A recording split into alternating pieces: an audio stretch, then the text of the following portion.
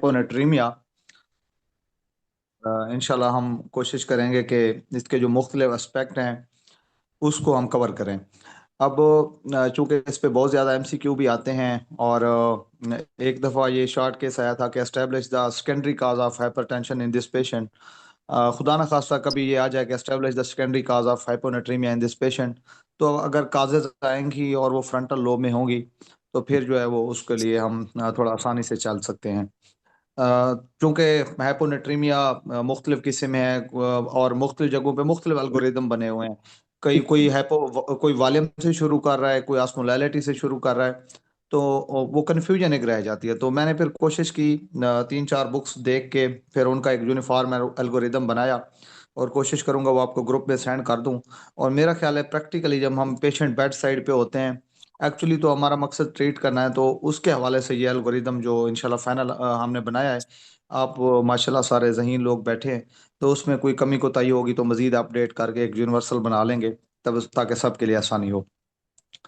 अच्छा, ऑस्मोलैलिटी, तीन चार टेस्ट हैं जो हमें यहाँ पे ज़रूरत होंगी।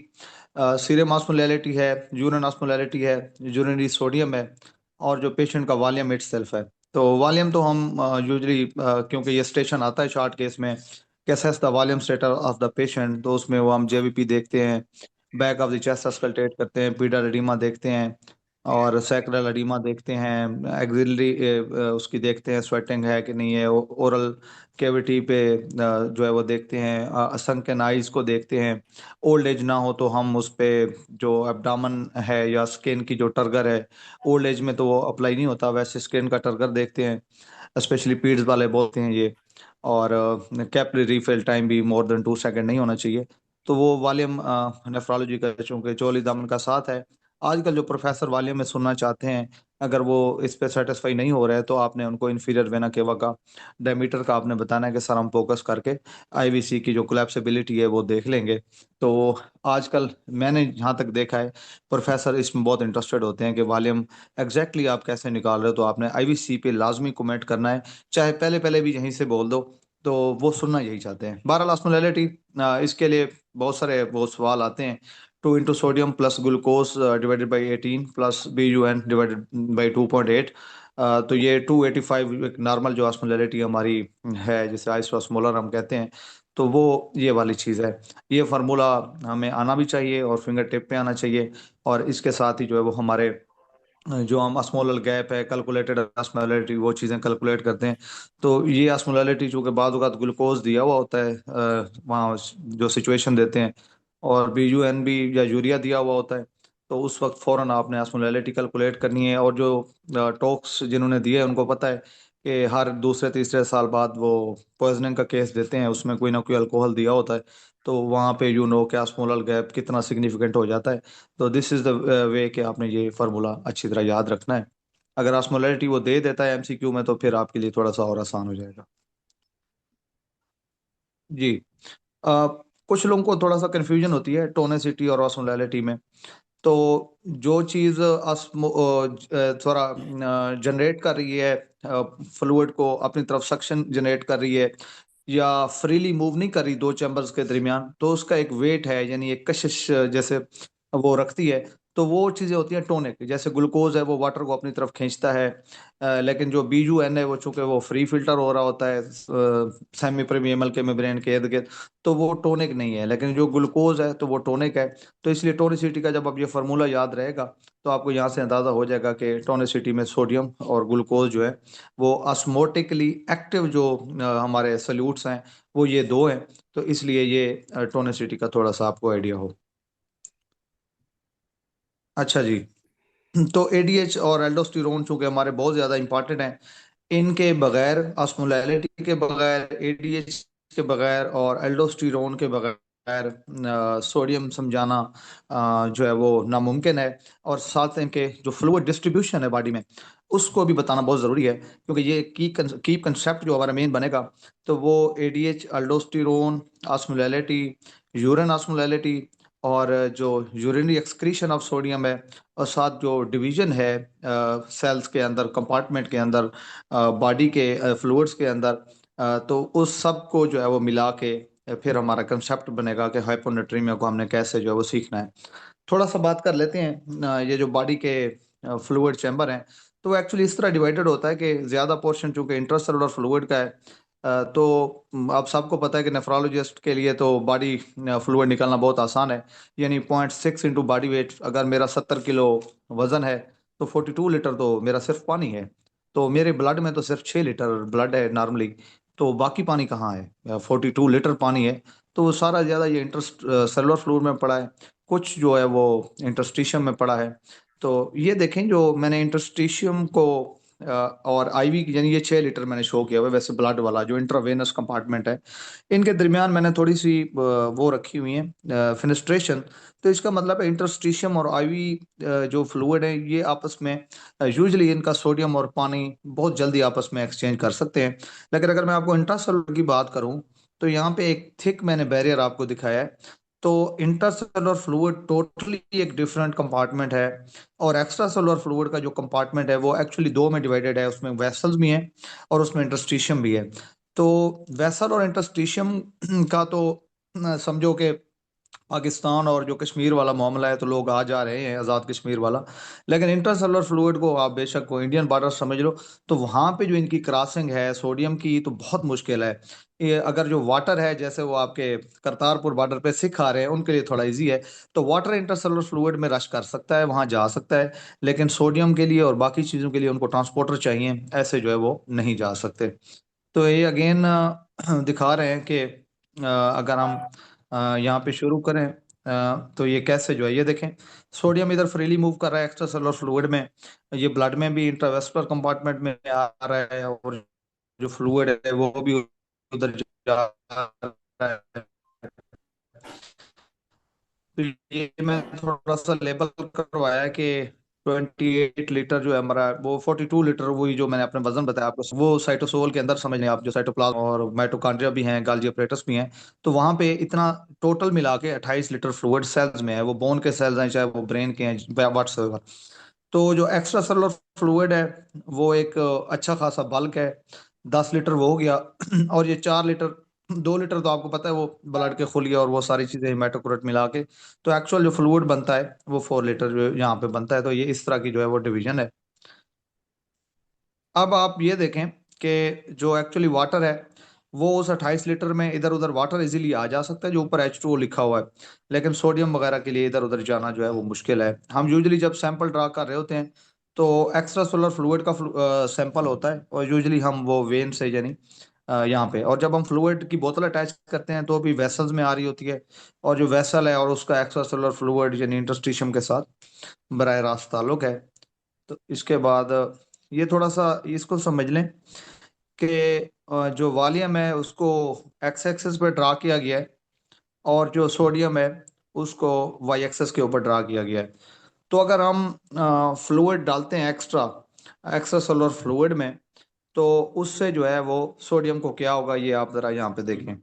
तो जब हमने ऊपर से नॉर्मल सलाइन की या 5% एक्सट्रोज की सपोज बोतल डाली है, उसको हमने एक्स्ट्रा सोलर फ्लूइड हमने वेसल्स को यहाँ पे निकाल के एक ही दिखा रहे हैं इंटरस्टिशियो में, क्योंकि उनकी फ्रीली मूवमेंट है। तो आप ये देखें कि ये जो पर्पल लाइन ड्रा कर रही है ये शो कर रही है कि वॉल्यूम तो बढ़ गया एक्स्ट्रा सोलर फ्लूइड में, लेकिन उसकी वजह से जो है वो सोडियम एक्चुअली कम हुआ है। ये अगेन वही दिखाया गया है।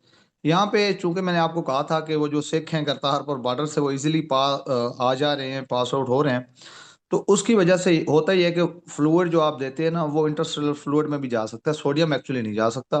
तो एक्चुअली जो वॉल्यूम है वो एक्सपेंड हुआ है, लेकिन वो भी इतना ज़्यादा एक्सपेंड नहीं होता, क्योंकि जब अब उसकी जो डिस्ट्रीब्यूशन है वो 42 लीटर एक पूरी बॉडी में डिस्ट्रीब्यूट हो रहा है, बोन में हर जगह पे, इंटरसेलुलर एक्स्ट्रा सेलुलर। तो सोडियम जो है वो यहाँ पे कम हुआ है। एक्चुअली इसका जो है नेफ्रोलॉजिस्ट को बहुत अच्छा कंसेप्ट होना चाहिए। जब हम नॉर्मल सलाइन की बोतल लगाते हैं तो एग्जैक्टली तो मुझे याद नहीं, बहरहाल 180 to 220 ml जो है वो सिर्फ वेसल के अंदर रहता है।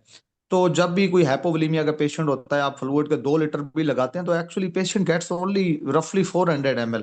तो 2 लीटर में से सिर्फ 400 ml जो है वो वेसल में रहता है, कुछ फिर उसका इंटरस्टिशियम में चला जाता है। बाकी चूंकि वो वाटर फ्रीली मोबाइल है, तो वो इंट्रा सेलुलर फ्लूइड की जो है वो डिहाइड्रेशन या डिप्लीशन को पूरा करता है। इसलिए वो अच्छे फिजिशियन है, अगर हार्ट फेलियर के सिम्टम ना हो, पेशेंट के यूरिन आउटपुट एडिक्वेट हो, तो डीके में या इधर उधर वो अच्छा खासा फ्लूइड देते हैं, क्योंकि उनको पता होता है कि सिर्फ 200 ml फ्लूइड ने इधर रुकना है। चूंकि सोडियम एक्स्ट्रा सोलर है 135 to 142, तो अगर कोई ऐसा फ्लूइड आप देंगे जिसमें सोडियम हैंडसम अमाउंट है, जैसे नॉर्मल सलाइन में 154, तो वो इधर स्टे करना पसंद करेगा। अगर तो आप 5% एक्सट्रोज देते हैं, तो चूंकि वो ग्लूकोज मेटाबॉलिज्म में चला जाएगा, वो जो क्रॉस साइकिल है, glucose glucose 6 phosphate, fructose fructose 6 phosphate, and पे वो पायरुवेट फास्फोइनोल पायरुवेट। तो ग्लूकोज तो मेटाबॉलिज्म बना के एटीपी दे देगा, पीछे बचेगा पानी। तो पानी सीधा चला जाएगा इंट्रासेलुलर फ्लूइड में। और ना सिर्फ वो सोडियम को डिप करेगा, जैसे ये डिप हो रहा है, ये मगर ये शो हो रहा है एक्चुअली, ये 5% एक्सट्रोज ही शो हो रहा है, यानी जो वाटर उन्होंने लिखा हुआ है क्लिनिकली, तो वाटर हम नहीं देते, क्योंकि वो हेपोटोनिक होता है, आरबीसी उससे रप्चर होते हैं। तो ये 5% एक्सट्रोज जब आप देंगे, तो ये ऐसे स्विच करके पानी उधर भाग जाएगा इंटरस्टेलर फ्लूइड में। और मैंने जहाँ तक पढ़ा था, 50 to 70 ml या 80 ml, पूरी 1 लीटर की जो आपकी 5% एक्सट्रोज है उसका 920 ml तक, एग्जैक्ट मुझे अभी याद नहीं है, लेकिन वो इंट्रासेलुलर फ्लूइड में चला जाता है, और 70 to 80। तो इसलिए फ्लूइड सिलेक्शन वेरी इंपॉर्टेंट है। अगर आप किसी पेशेंट की हाइपोटेंशन है और साथ उसको आप 5% दे रहे हो, तो उसका कोई फायदा नहीं होने वाला। बहरहाल, इसके बाद जो है, थोड़ा सा हम आगे चलते हैं। ये फ्लूइड और सोडियम का कंसेप्ट इंशाल्लाह आपको हो गया है। थोड़ा सा मैं ये बताना चाहता था कि चूंकि एडीएच हमारा मेन है, और इसके बगैर चूंकि इसको समझना मुश्किल है, हम सारे पढ़ते हैं शुरू से ऐसा ही एडीएच।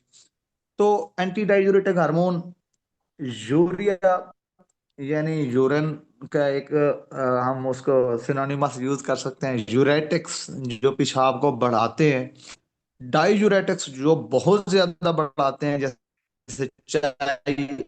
चाय एक डाईयूरेटिक है, लेसिक्स एक डाईयूरेटिक है। एक्शन ऑफ एडीएच यानी एंटी डायूरेटिक है, तो ये यूरिन की जो अमाउंट है उसको कम करेगा। कैसे कम करेगा? तो ये वाटर की रीअब्जॉर्प्शन को बढ़ा देगा, जिसका प्राइमरी फंक्शन है। अब वाटर के बगैर तो बीपी और वाटर का चोली दामन का साथ है, इसलिए तो हम नॉर्मल सलाइन अभी दे रहे थे पीछे। तो इस वजह से ये बॉडी फ्लूइड बढ़ेंगे, तो उनके साथ जो है वो बीपी रेगुलेशन होगी। और इसका जो एमसीक्यू आता है, वो V1 रिसेप्टर मीडिएटेड वेजो कंस्ट्रिक्शन भी है।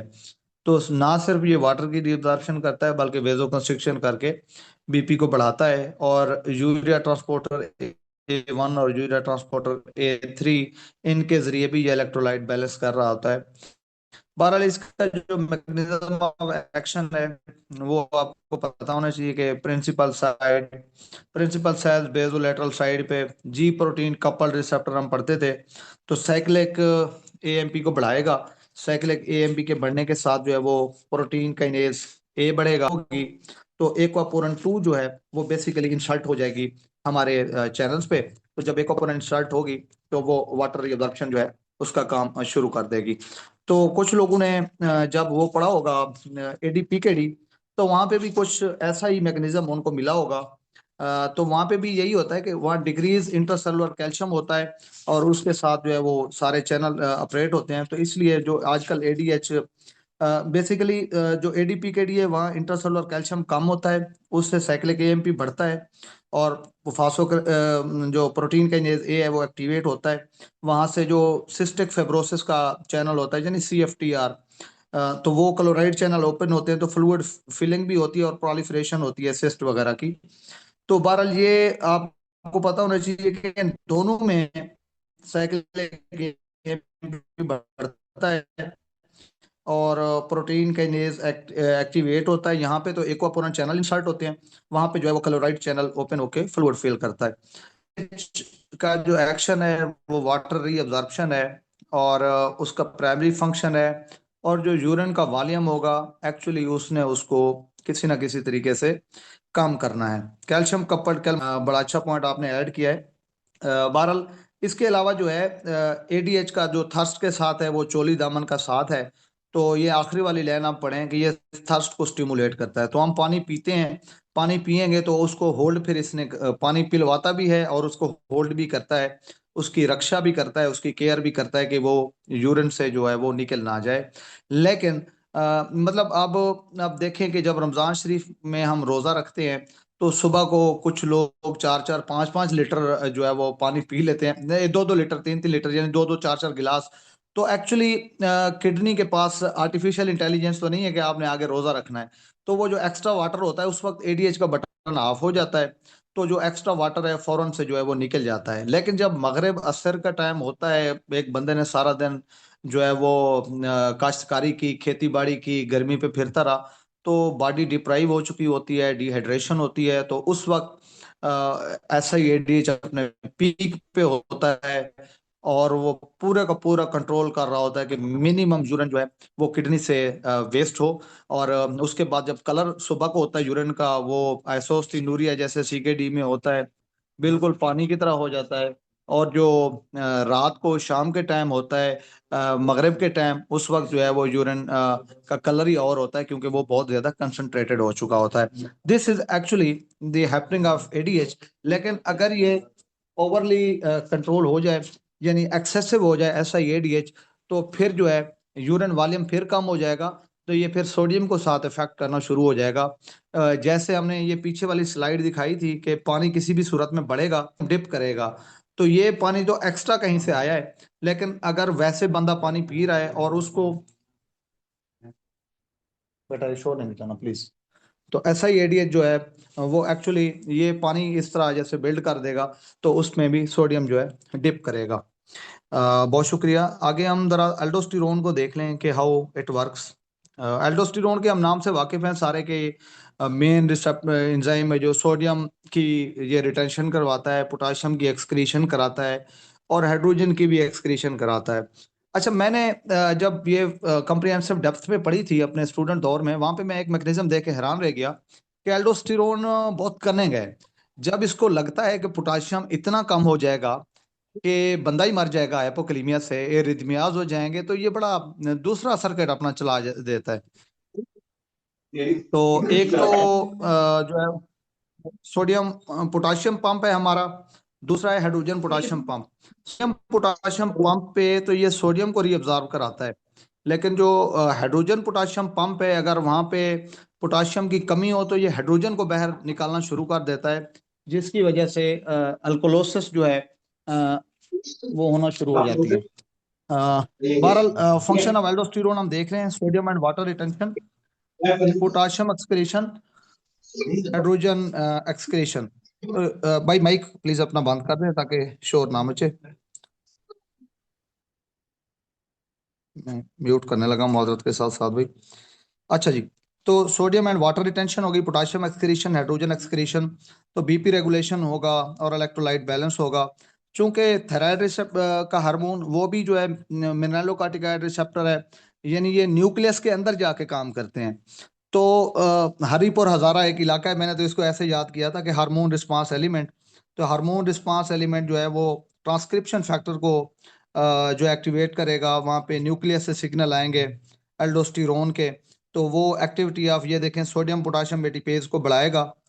तो सोडियम रीअब्जॉर्प्शन बढ़ जाएगी, पोटाशियम एक्सक्रीशन बढ़ जाएगी, और जो आपके रोमक चैनल है वहाँ पे भी पोटाशियम एक्सक्रीशन बढ़ जाएगी। और जो आखिरी पॉइंट है, this is very very important, कि हाइड्रोजन पोटाशियम एटीपेज जो है इससे हाइड्रोजन की एक्सक्रीशन ज्यादा होगी और पोटाशियम को ये कंजर्व करेगा। तो actually aldosterone is doing two works. जब सोडियम को रिटेन करना है तो पोटाशियम को भगा देता है, और जब हाइड्रोजन पोटाशियम का आपस में रोला होता है और देखता है कि पोटाशियम क्रिटिकली लो हो रहा है, तो उस टाइम ये पोटाशियम को कंजर्व करना शुरू कर देता है। तो ये जो है इसका एक कनिंग इफेक्ट है। और उसके जो स्टिमुलस हैं वो आपको पता है, रेनिन एंजियोटेंसिन सिस्टम सबसे बड़ा इसका स्टिमुलेशन है, हाइपरकेलीमिया है, डिक्रीज वॉल्यूम है, हाइपोनेट्रीमिया है, ये बोल रहा है। तो जो उन्होंने न्यू ड्रग बनाई है फिनेरिनोन, अगर एस और अर्ब्स के साथ उन्होंने रेनिन एंजियोटेंसिन सिस्टम को एक लंबे अरसे के लिए बंद किया हुआ है, तो उसके बाद जो है वो दोबारा हाइपरकेलीमिया वाले मैकेनिज्म से या एसीटीएच के मैकेनिज्म से दोबारा एसीटीएच एक पीक अचीव कर जाता है, जिसको ब्रेक करने के लिए वो ग्राउंड में लाए हैं फिनेरिनोन को, और that is the ground breaking drug और ये फिनेरिनोन जो है वो उसके ऊपर जो ट्रायल हुए हैं, फाइन आर्ट्स है या फिडेलियो है या फिगारो है, वो आप सबको अच्छे तरीके से आने चाहिए।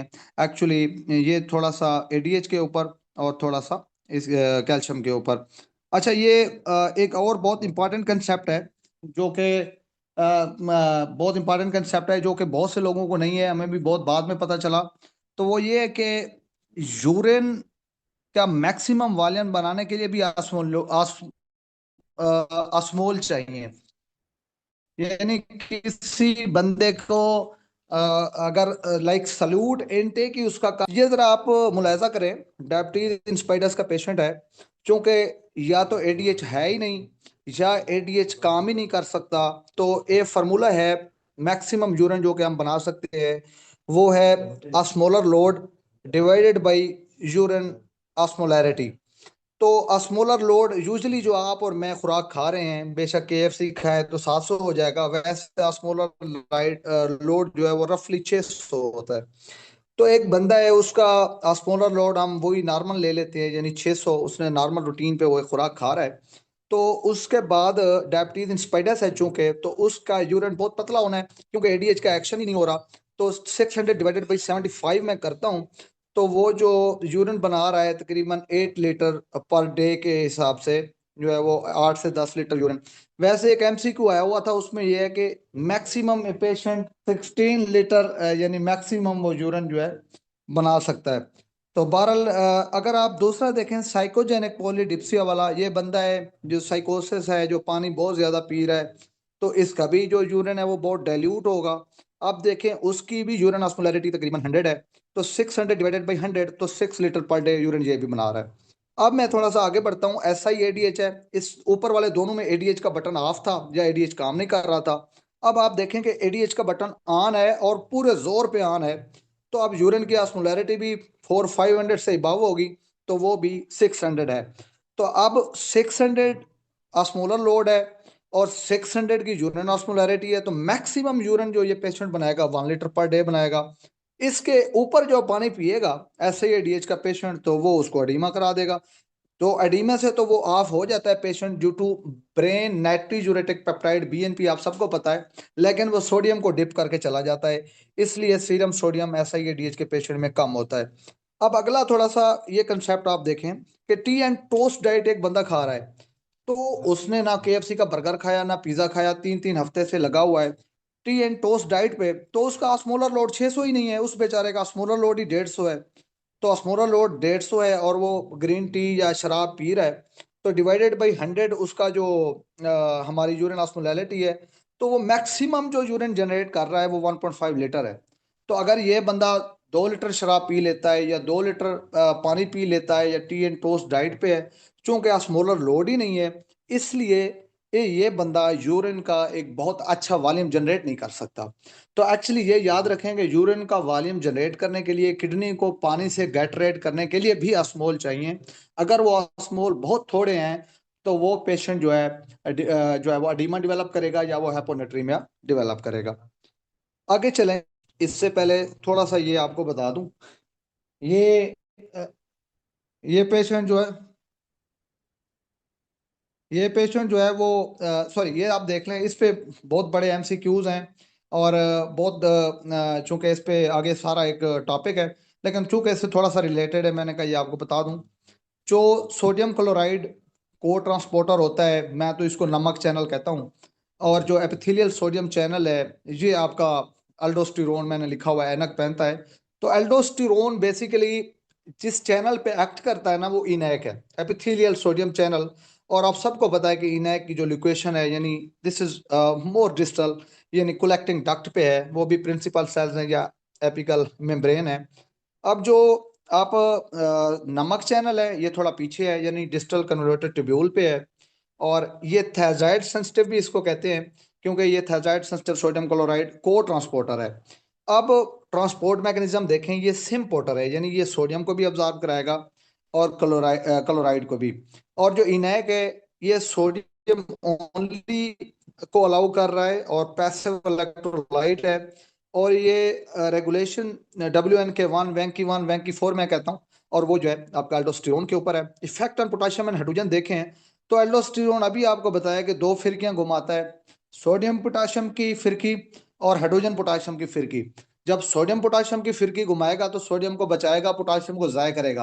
अब जब वो देखता है कि पोटाशियम इतना कम होने वाला है कि ये तो बंदा ही मार जाएगा, मैं कैसे बचूंगा, तो वो हाइड्रोजन पोटाशियम की फिरकी भिड़काता है, तो पोटाशियम को बचाना शुरू करता है, तो हाइड्रोजन को भगा देता है।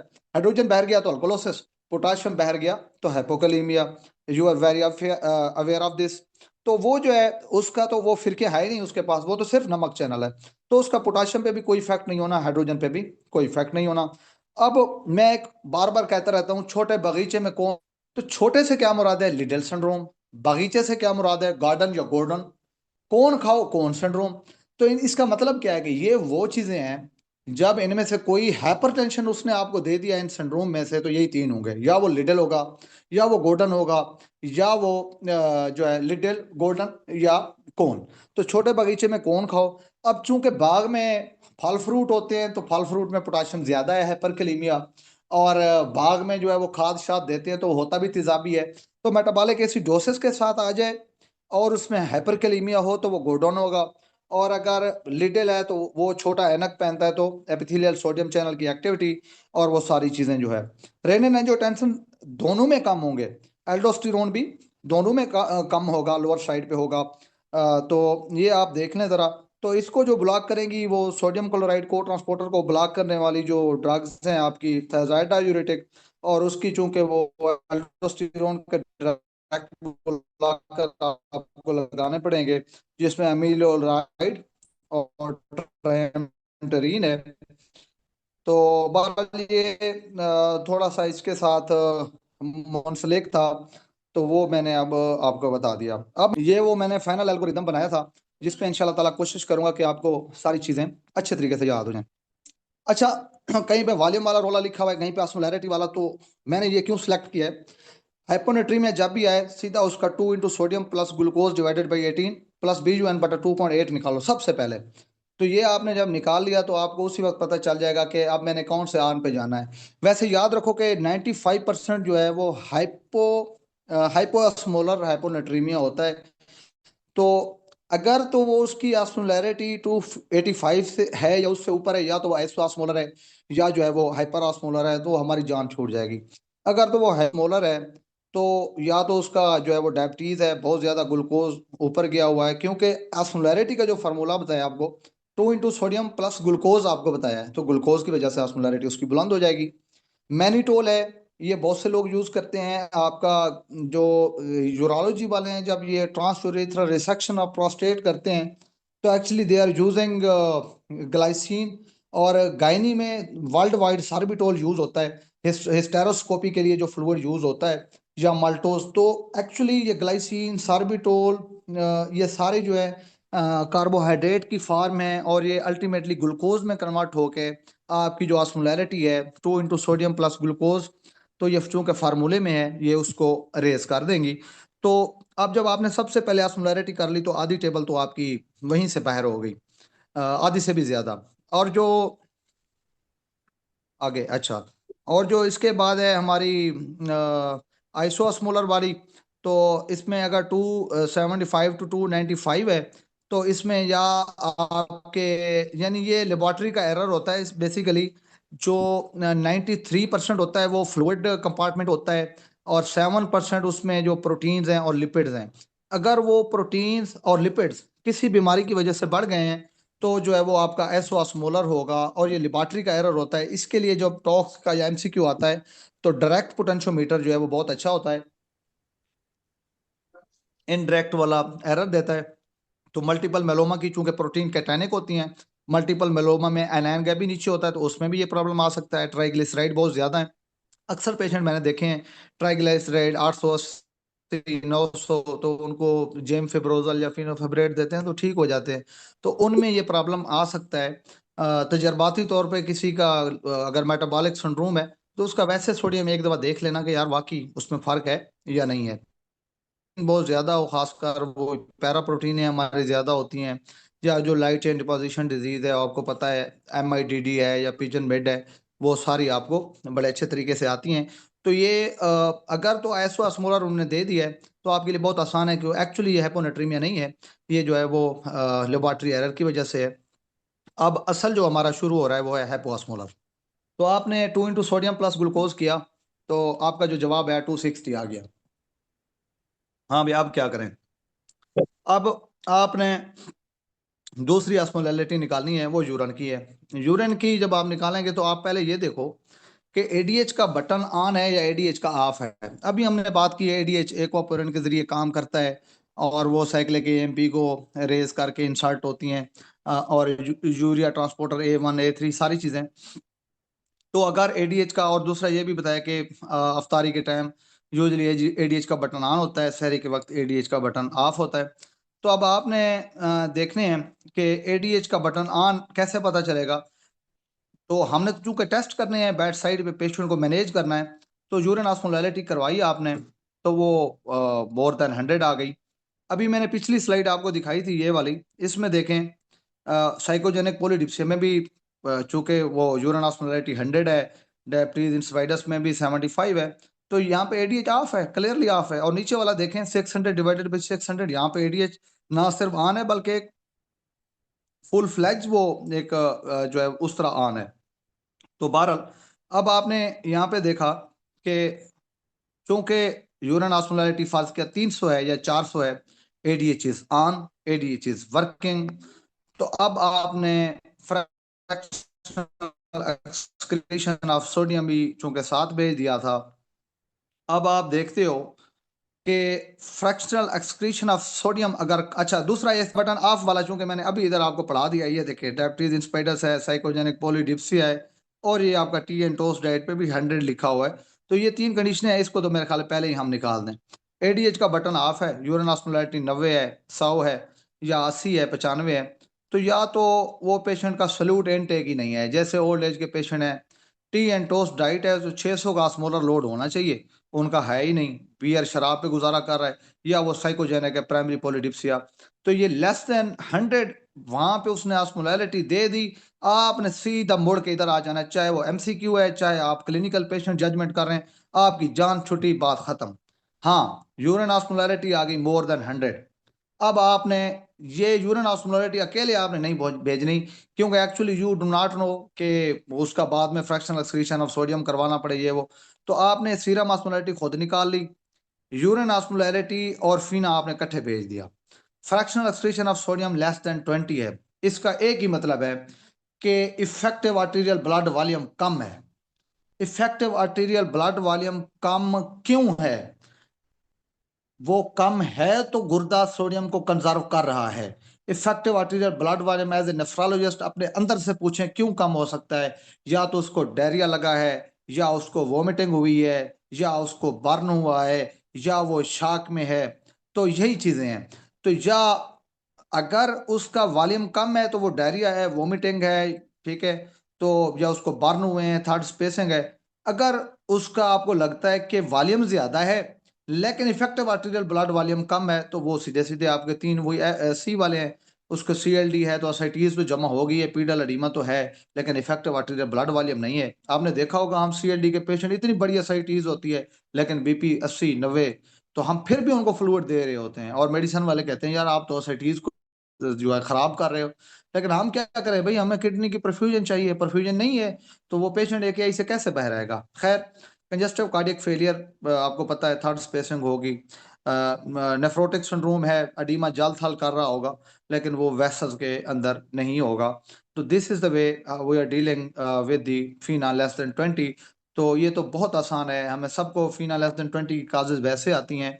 एक जो पैराडॉक्सिकल फीना होता है, मोर देन 1% होता है, उसकी कॉजेज टॉक्स में आती हैं, वो आप सबने याद भी करनी है, और उसका एमसीक्यू भी आता है। अब एक अगला पेशेंट है, उसका जो है एडीएच का बटन ऑन है, मतलब उसकी यूरिन ऑस्मोलैरिटी 300 है या 400 है, लेकिन आप देखते हो कि फ्रैक्शनल एक्सक्रीशन ऑफ सोडियम 20 है, 30 है, 40 है, वो सोडियम वेस्ट कर रहा है भाई, पानी को कंजर्व करने की कोशिश कर रहा है, एडीएच उसका ज्यादा है, लेकिन उसके बावजूद वो सोडियम जाया कर रहा है, ये आपस में मैच नहीं कर रहा। क्यों ये एक मसला क्या है?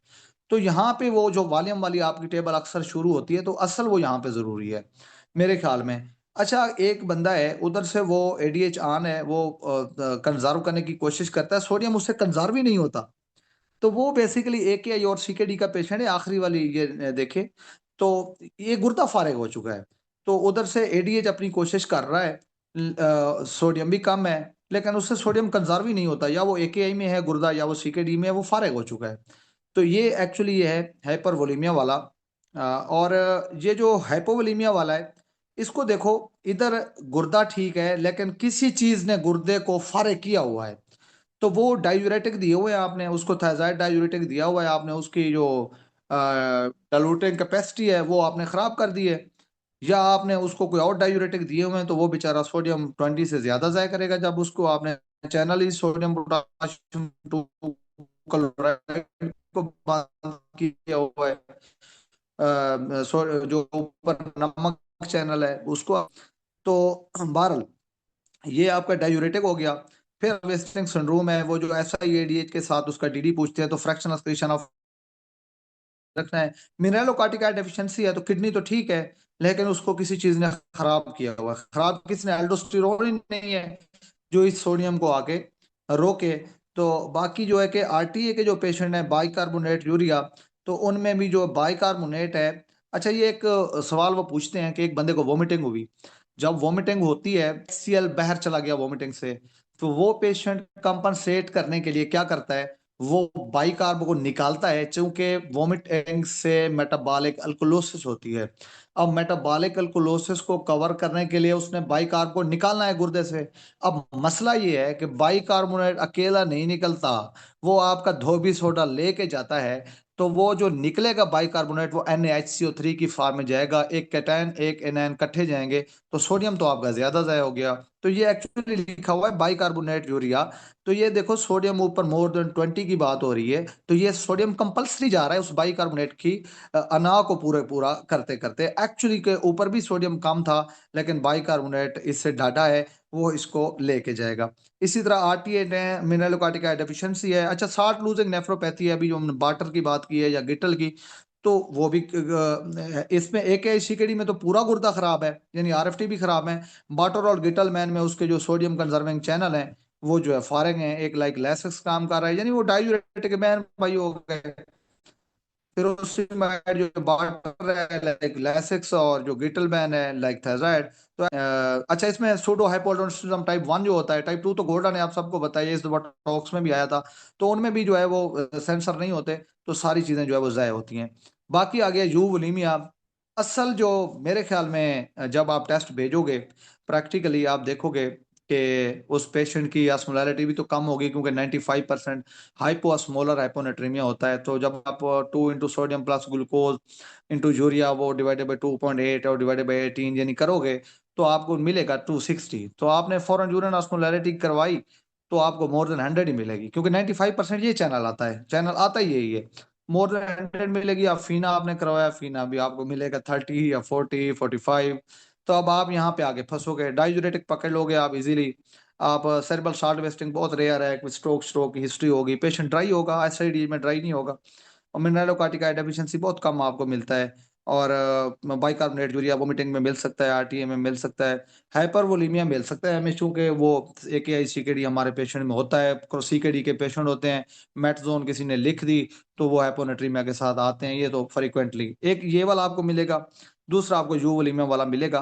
तो ये यूवोलीमिया वाला एसआईएडीएच, क्योंकि इसकी मल्टीपल काजेज हैं, आप सबको पता है, वो ड्रग्स आप शुरू कर दें, SSRI, साइक्लोफॉस्फेमाइड है, एक्सटेसी है, एम्फिटामीन है। तो वो चूंकि एक बहुत लंबी लिस्ट है, और सी ब्रेन के जो है मेनिंजियोमा, स्ट्रोक, जो HIV है, और इसके अलावा मतलब नमोनिया के जो है वो small cell carcinoma of lung, blah blah बला, एक बहुत बड़ी टेबल है। तो ये आता है पेशेंट्स का, एक्चुअली ये आता है, इवन पोस्ट सर्जिकल पेशेंट को पेन होता है, पेन से भी शुरू हो जाता है। तो आपका यही आर्म निकलेगा।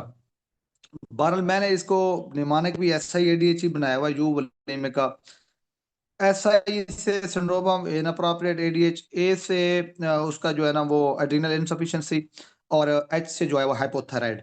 तो ये एक्चुअली इस तरह जो है, ये आप याद रख लेंगे, यू वोलिमिक जो हाइपोनेट्रीमिया है, उनमें SIADH सारा होगा। तो ये आपने बहुत अच्छे तरीके से इसको याद करना है। और इसका जो ट्रीटमेंट है, मेरे ख्याल में हम इंशाल्लाह अगले लेक्चर में करेंगे क्योंकि हैपोनेट्रीमिया सारा एक दिन में मैं करवा दूं तो उसमें थोड़ी सी आपको कन्फ्यूजन जनरेट हो जाएगी।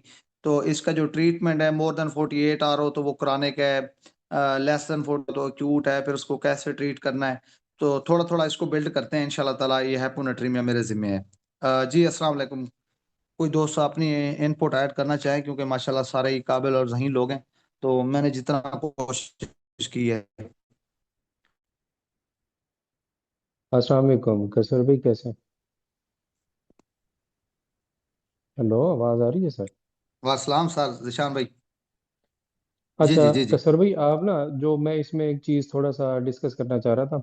जो आपने एल्डोस्टिरॉन वाली बात बताई है ना, कि कभी वो चोर स्विच उसका वो हैपो पोटाशियम को मैनेज करने लग जाता है, कभी फ्लूइड को ना।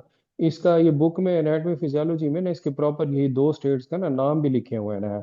उसको अगर हम वो उसके ठीक। कंपैरिजन में देख लें ना, तो फिर वो ज़्यादा अच्छा हो जाएगा। एक स्टेज वही वाली होती है सिंपल के जी, हाइपोवोलीमिया में एल्डोस्टेरॉन कैसे कम करता है, और दूसरा हाइपोकैलीमिया में ना, ये इसमें ना इनके दो रोल्स डिफरेंट हो जाते हैं ना। ठीक है। तो मतलब हाइपोवोलीमिया जो होगा तो बिल्कुल फिर ठीक है। लीन चैनल एक्टिवेट हो जाएगा ना। एल्डोस्टेरॉन फिर सोडियम को ठीक कंजर्व है। करेगा और पोटाशियम को निकालेगा। और अगर हाइपोकैलीमिया होगा तो फिर वो पोटाशियम और हाइड्रोजन वाले चैनल को ना वो उसको एक्टिवेट करा के ना पोटाशियम को कंजर्व कराएगा ना। और एसिड को निकलवाएगा ना, प्रोटॉन्स को निकलवाएगा ना। तो ये लिखा हुआ है, एनाटॉमी में है या फिजियोलॉजी में है, एक पैराग्राफ बना हुआ था। तो बस मैंने कहा इसको आपको बता दूं कि इन दोनों स्टेट्स को ना नेम, या हाइपोवोलिमिक स्टेट में कैसे या हाइपोकैलिमिक स्टेट में कैसे एल्डोस्टेरॉन एक्ट करता है ना। तो ये ऐसे अगर हम याद करें तो ये थोड़ी आसानी हो जाएगी ना। बहुत जबरदस्त, बहुत जबरदस्त, बहुत शुक्रिया जिशान भाई। जी। जजाकल्लाह। और जी अच्छा, और वो बाकी फिर के दोस्त दूसरा ना, कुछ कल अपने भाई इनपुट दो। आपने इसके ऊपर ना, अगर आपने हाइपोनेटीमिया और कराना है तो वो हमने थोड़ी सी वो है, क्या कहते हैं, ये वाला, क्या कह रहा था बात, ये मैं कमेंट पढ़ रहा मैं लग गया। अच्छा भाई, ये ना हम एस आई एडीएच को भी थोड़ा सा ना सही खंगाल लेंगे ना, क्योंकि ये आज आपने बहुत अच्छा बताया, ये एडीएच का स्विच ऑन और स्विच ऑफ उसकी बेस पे ना बहुत सारे ये टेबल्स वाले भी ये इजीली याद होने लग जाएंगे ना। लेकिन ये है कि एस आई एडीएच वो कैसा है, इसको मतलब इसकी ना सारी जो डिटेल है ना, वो भी हम सारा कुछ पढ़ लेंगे। और एक टेबल इसमें एक और है, इसको वो अगर जिशान भाई आप हमें गिरा। जी जी। जी सर। हाँ, मैं यही अर्ज कर रहा था कि SIADH और सेरेब्रल शॉर्ट वेस्टिंग सिंड्रोम और हाइपोनेट्रीमिया की जो करेक्शंस हैं कैसे करनी है, एक्यूट में कैसे करनी है, क्रॉनिक में कैसे करनी है, और कौन से पेशेंट्स हैं जिनको सवियर लाइक डायलिसिस उसका सेंट्रल पोंटाइन मेलिनोसिस, और ये रिस्क ज्यादा है सेरेब्रल एडिमा के। तो मेरे ख्याल है एक दिन में ना पूरा करें, क्योंकि पहले लोग इससे डरे हुए हैं, तो इसको 3 दिन में कर लें, लेकिन पक्का कर लें। जी जी सर, मैं वही कह रहा हूँ। बस मैं ये कह रहा था कि इसमें ना सर एक बुक में भी टेबल बनी हुई है कि भाई यार एडीएस का ना किन किन सिचुएशन, फिजियोलॉजिकल स्टेज सिचुएशन में कौन सा वो होता है जिसमें यार कैल्शियम का क्या इफेक्ट आता है, प्रेगनेंसी का क्या इफेक्ट आता है, वो ना एक ग्राफ बना हुआ है ना। मतलब ऐसे ही एडीएच को भी कल हम सर डिटेल में कर लेना है।